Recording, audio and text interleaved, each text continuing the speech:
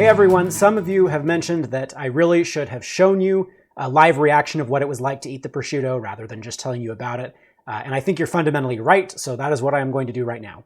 So this is a piece of the uncooked prosciutto, and it was cut from kind of the more internal sections of the piece of meat, and you can see it's not super pliable, but it's kind of pliable. It's almost beef jerky-like in consistency, maybe, yeah, pretty much like beef jerky in consistency. So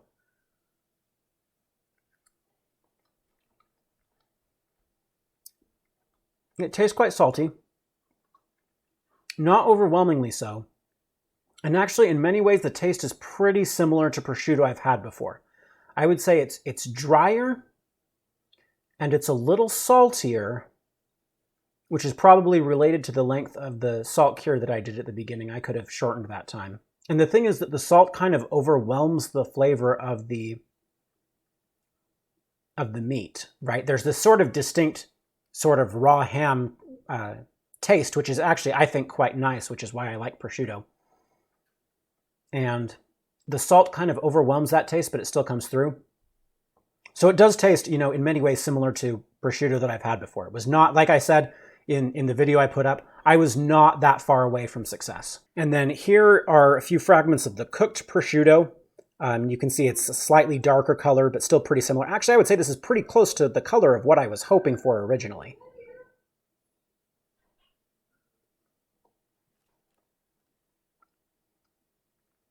It's much drier. It's much drier. Which is interesting because I put plenty of water in the roasting oven.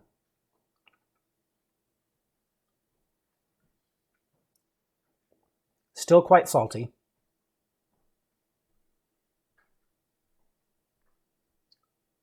And pretty similar in taste too, but there's also a change, and I don't know how to describe it. It's the difference between cooked ham and raw ham, and I really don't know how I would describe it, but if you've tasted both, you know what I'm talking about. So yeah, definitely not as good as raw prosciutto, and even worse texture, but certainly not inedible. Oh, by the way, I thought I'd throw some bonus footage into this video. Remember how I cut the prosciutto with a bandsaw? Well, it's not hard to realize that if you cut wood with a bandsaw, you get wood sawdust.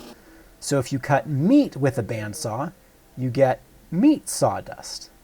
And yep, that's what you're looking at, and there was quite a bit of it. Meat sawdust. Following this line of thought, by the way, you could theoretically press this together and glue it, like people do with sawdust, and make it into a meat-based particle board. And in a way, that's really what hot dogs and sausage are, right? Meat-based particle boards. You're welcome for that cheerful thought. Anyway, thanks for watching, and I'll see you next time.